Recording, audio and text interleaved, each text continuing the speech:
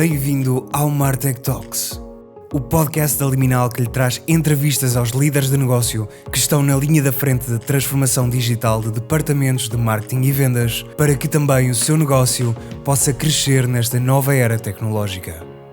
Enquanto especialista em MarTech, a Liminal tem vindo a conseguir melhorar os resultados de marketing e vendas de várias empresas, assegurando as condições para o sucesso dos negócios na nova era digital. Com a Liminal, terá acesso a peritos que farão a análise, desenho e implementação de estratégias e operações de marketing e vendas. Tudo isto suportado por sistemas tecnológicos tais como CRM, automação e analítica de marketing. Crie o seu ecossistema digital de negócios com a Liminal.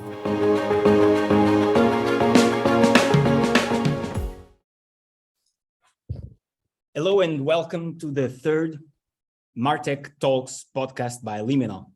Our guest today is none other than the godfather of MarTech, Scott Brinker. Welcome, Scott. Thank you for coming to our podcast. Oh, well, thank you for having me. It's a pleasure to be here with you. My pleasure. So happy to have you. Vice President of Platform Ecosystem at HubSpot, co-founder of Chief Marketing Technologist blog, chiefmartech.com, with over 50,000 readers. Amazing. And he analyzes topics at the intersection of marketing, technology, management. Scott launched the MarTech conference, co-founded Ion Interactive, a software as a service company that pioneered interactive content for global brands like Cisco, Microsoft, Dell. Amazing. And the company was acquired back in 2017. He also wrote the best-selling book, Hacking Marketing, and he co-authored the article, The Rise of the Chief Marketing Technologist, published in Harvard Business Review. And of course, Scott is the creator of the marketing technology landscape, which went viral for mapping the growth of the marketing technology industry from 100 vendors to 10,000 at the moment. What an incredible journey this is. And well, we've discussed this at our previous podcast with your partner in this venture, Franz Reimersma. We also had a small bit of work at Liminal, contributing to the Portuguese and also Spanish landscape, which was a pleasure for us. And so, Scott, congratulations on all these achievements. Oh, wow. Well, thank you. A very generous introduction, my friend. We're so happy to have you. Now, you don't know this, Scott, but your work has changed and influenced my life in an unimaginable way. Because 10 years ago, when I started to follow you, around 10 years ago, and in your work, I was inspired so much that it led me to become an entrepreneur and create Liminal. And I want to thank you and honor you for giving me the trigger, knowledge, information to embark on this. It's been the most exciting journey I've ever done in my professional career. Thank you very much, sir. I'm so happy to hear it. Help contribute to what you're doing. I wonder, how conscious are you of the influence you've had in shaping the MarTech industry, Scott? I'm happy whenever I hear that people have found it useful. It's certainly a space that I've been passionate about for a long time, and it's really exciting to be able to connect with that passion with others as well. Amazing. Let's talk about the MarTech landscape. And well, I've said since first published, the marketing technology landscape, has grown. The number of marketing technology solutions mapped on it has expanded exponentially. What advice would you give to business leaders out there on how to take advantage of these opportunities that this growth in MarTech vendors brings to SMBs? Yeah, it is definitely a two-edged sword. On one hand, all this innovation and all these companies that are competing with each other, in many ways is a wonderful thing for SMBs, because as an SMB now, the sophistication of technologies that you can get at a very affordable price is really impressive. I mean, it's game changing compared to what it was even 5 years ago. So it's wonderful to have that. On the other hand, because there are so many products in the market, it's also challenging very often for people to find the ones, that are relevant to them. And so what I usually recommend is, first of all, it's not about the amount of technology you have, it's about how well you use the technology you do have. So you're much better off, having 2 or 3 or 4 core products, that you're learning to use really effectively, in your go-to-market, vision and operations, than to have a huge stack. Stack size does not matter. The other thing I always recommend is talking to peers. Because there is a certain amount of variance from one industry to another, one geographic region to another, and so as a marketing leader, if you just engage with more and more of your peers, often they can be some of the best source of okay, what are the tools that they're using that they've enjoyed, which are ones they tried that they felt maybe weren't as good of a fit. It requires a little bit of networking, to plug into that. For sure. Great advice. Have you looked at the Portuguese MarTech landscape? And because it amazed me last year when we did the counting for the first time, we had 100, and now we have 120 MarTech vendors here in Portugal. And Portugal is a fairly small country, but fairly known for its the quality and sheer number of technological startups that are now unicorns, for instance. Okay, what do you think about our MarTech landscape here in Portugal? What do you think is most notable?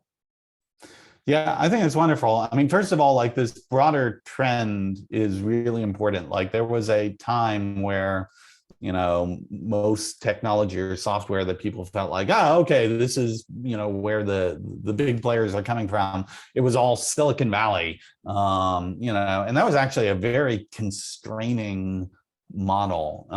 And what's happened, over the past, it's steadily increased over the past 10 years, but you've certainly seen an acceleration in the past 5 years, where actually great technologies and great companies are coming from anywhere in the world, and this makes a ton of sense because, not everybody lives in the Bay Area, you have, brilliant, passionate entrepreneurs and engineers, all over the world. And that we've now finally reached a place where, from a combination of funding sources to go-to-market mechanisms, that essentially you can now launch a great company from anywhere and win the respect and engagement with the market. And I think that's a wonderful thing. So I sort of look at Portugal as sort of just one example of that, of a country with just a tremendous amount of innovation happening across the tech sector. But yeah, certainly from the MarTech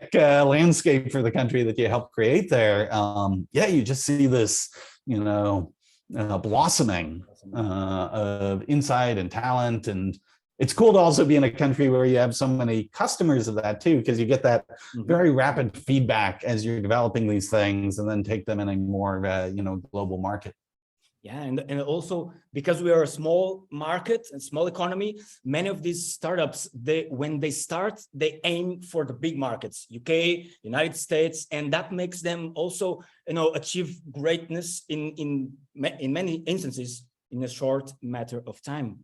It's great. Now, at the beginning of this year, I read very carefully one of your articles at MarTech, forecasting the big MarTech innovation teams for this year regarding commerce, big ops, no code. And I wonder, how do you see this trend evolving now that we are 6 months into the year? And what should marketing leaders do to keep their companies up to date with these exact trends? Yeah, the world of MarTech is so large that there are so many things happening. It is definitely hard to choose, what are a few of the trends that I would focus in on. And the three I sort of laid out at the beginning of the year of commerce, what I call big ops, which is sort of like this whole growth within marketing ops, sales ops, rev ops, like operations, as a core function, in modern, digital environments. And then the third being no code, which I also take very broadly to mean, not just people creating apps who aren't software engineers, but frankly, any general purpose marketer or business user who's able to leverage these tools to create things, whether it's graphics or videos or data analysis or in some cases actual little apps, e-commerce storefronts, websites. Just like so anyways, all three of these, I think we 6 months into this see that, it's been incredible acceleration. There are now more and more digital commerce channels, not just for B2C, but also increasingly for B2B as well. And there's a great opportunity for marketing ops and marketing tech leaders to be directly plugged into that. With big ops, right, we're seeing very much, not only is marketing operations, continuing to become more popular, and become more of a force inside more and more organizations, but the collaboration between marketing ops and other ops teams, like with sales ops, with data ops for like, how do we interface the MarTech stack into the rest of the data infrastructure that the company is increasingly using. And then, the no code one is, right, I mean, we just see this every day. It's just, there are more and more tools that let you as a marketer become this creator. We talk about the creator economy outside of, businesses. I actually think there's a really thriving creator economy that's happening inside organizations with these new tools as well. So I don't know, I'll double down on those three trends. Yeah. Well, amazing.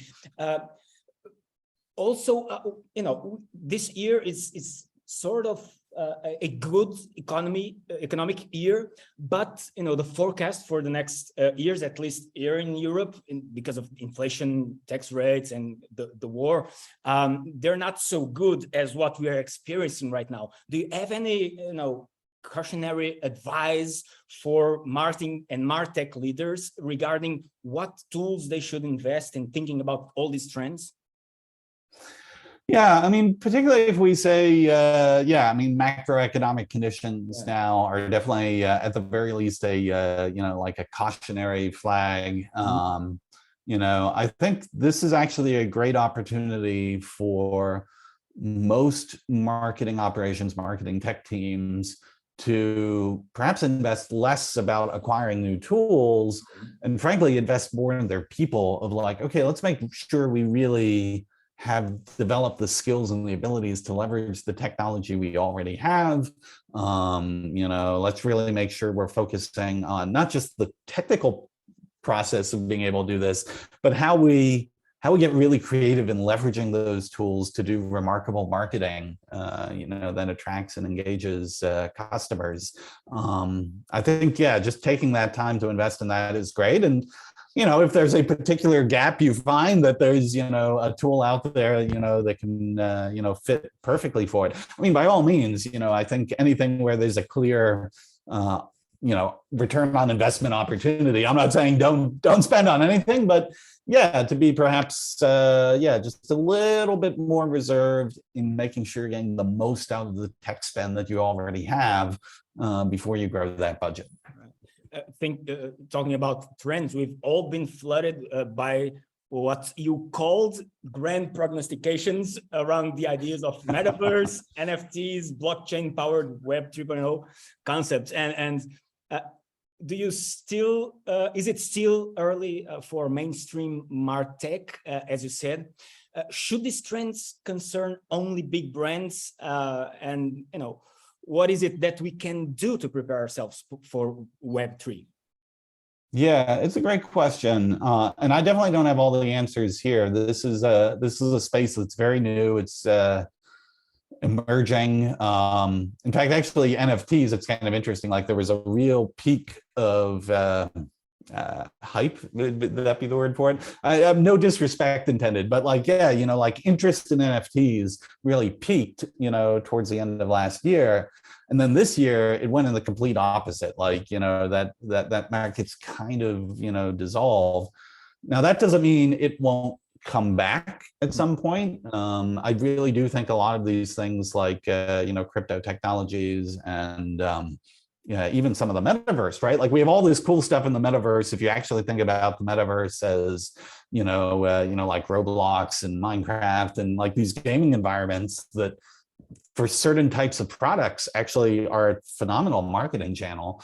But sort of the broader vision of saying like, oh, we're all going to be working and living in the metaverse, we're not there yet. And so I think Web3 and metaverse and all this, they probably are not going to be big forces for most companies here in 2022.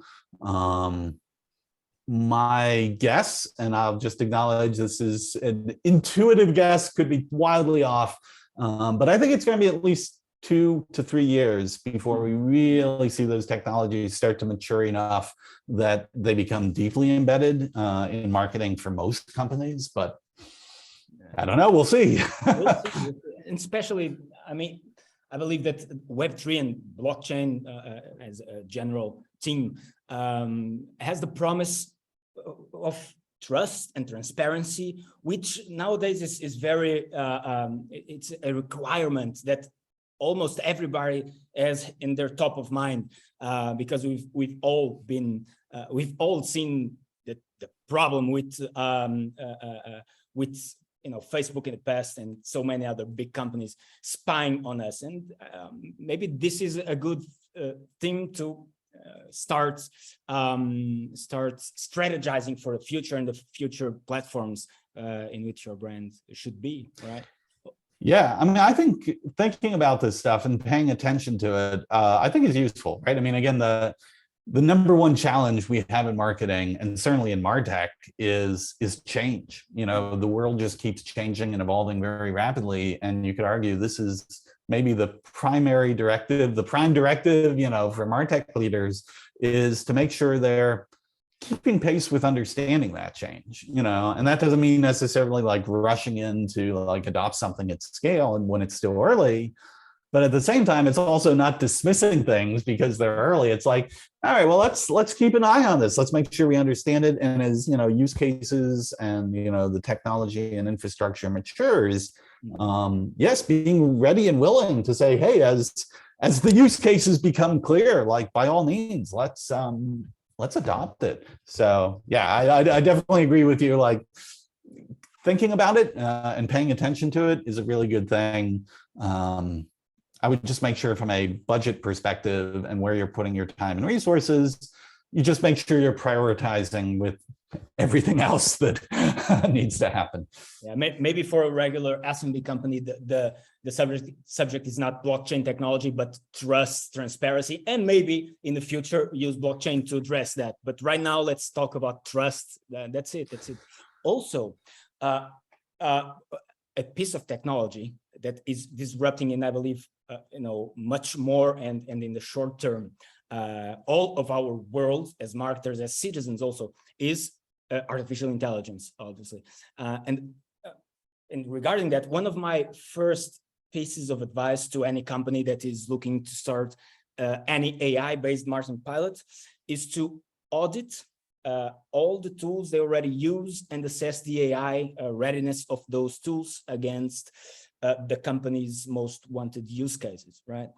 Assess what features already exist, what do you want in the future, the use cases, the requirements that fit, the development of your business model, and try to understand if the tools that you have, if they will if they will be in place at that time, and how those vendors are, what type of algorithms are they developing? How are they training those algorithms? And because in the near future, any software product, especially in what concerns to marketing and customer experience, obviously this is my point of view, any software product that does not have a clear vision and roadmap for AI, it doesn't have a future, and it will injure and slow down your business if you hang on to it. What are your views regarding this subject? And what do you think is the best way for a CMO to develop an AI strategy for its business? Yeah, I mean, so one of the great things about AI is it's actually increasingly embedded in a bunch of the MarTech products we use. And sometimes the best AI is AI that's so seamless into how it, embeds into those products that we don't even think about it. I mean, like a great example would be something like, like say send time optimization on email campaigns. I mean, it's a machine learning algorithm to like look across like the thousands of emails that are going to go out and basically be able to predict for different people in your CRM, like, when receiving a particular message is going to, maximize, the open rates on that.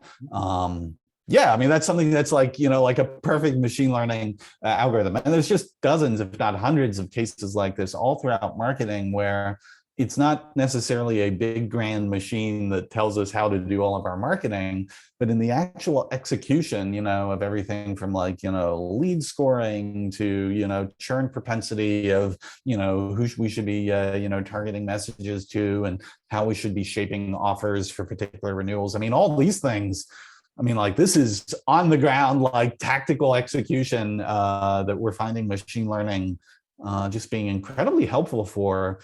And I think the thing is, like when you get machine learning like that baked into a lot of your MarTech tools, it saves you, I mean, particularly for SMBs, they generally don't have the resource thing to be able to say like, oh, okay, well, we're going to have our like machine learning team and our, data scientists for this and, the ML engineer for this other thing. It's like, some businesses, they can afford that in their model, but I suspect for a lot of SMBs, we're not yet at that point that we can have that specialized team.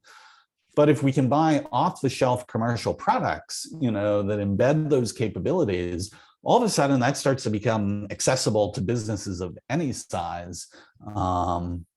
So I don't know, I guess my advice would be, it's kind of like the advice earlier on any sort of new technology is just really make sure you're looking at the use case. What is it I'm looking for this thing to do? And particularly if you have some sort of quantitative metric, that you can align with that objective, then you also have the ability to say like, okay, this is how we are performing, and executing this today. Here's this technology we're evaluating that we believe has this capability that we expect will have an impact on that metric. And to, have the discipline to, when you do bring that in or you run a pilot with it, really be able to demonstrate that, yes, that capability, that feature, that AI functionality, we are able to correlate that to a meaningful impact on our business metrics. That generally helps steer you to make sure you're getting value out of these. Yeah. One of those companies, one of those off-the-shelf vendors that is incorporating AI and machine learning use cases and tools is exactly the brand that we are seeing on your background, HubSpot, and it's been doing it in a very steady and robust way for the last years. Now, in 2017, you've been appointed as Vice President of Platform Ecosystem at HubSpot. Scott, tell us about your role there at HubSpot and how you've been able to influence the evolution of this software that is now at the center of more than 140 K customers worldwide, right? Yep. Well, I joined HubSpot because, I'd known the founders for a long time, but it was really, this explosion I saw in the MarTech industry of just, we went from a few hundred tools to literally thousands of tools. And this isn't just MarTech, the same thing's happening in sales tech and, all sorts of, pretty much every discipline. But for all this incredible innovation that is happening out in the market, the challenge that I saw just time and time again was marketers we're having a really difficult time getting these things to work together. And this is a problem that is solvable. This is the whole point of having like platforms and platform ecosystems, is if the platform has, the right sort of open extensibility, if it has programs in place to work with other companies so that they can integrate seamlessly on that open extensibility. And then collectively, you're able to start to go to the customer base and be like, hey, listen, any of these sets of products that you want to use with this platform, you don't have to worry about somehow custom integrating them. They come integrated out of the box. In fact, here are the use cases, of how they work together. That was very much the vision. And I feel like at HubSpot, we've definitely made progress. I'll be the first to admit, I think there's much further we can go. But I'm very excited that both HubSpot has really embraced a platform philosophy, but also incredibly grateful for all the partners we work with who have also agreed to prioritize saying like, yeah, let's make sure these products work really, really well so that when a HubSpot customer gets product X, the experience of using both of them together is just magical. Yeah. That's a fact. And also, recently in the last couple of years, I believe, HubSpot has repositioned itself not just as a marketing automation platform, also as a CMS platform, but mainly as an easy-to-use, all-in-one CRM solution. And please correct me if I'm wrong. Going head-to-head with strong competitors and market leaders in the CRM space, such as Salesforce and Microsoft, obviously. Why should a company that already uses Salesforce, for instance, consider migrating its CRM to HubSpot? And what are also HubSpot long-term goals in what concerns to market size and share in CRM space?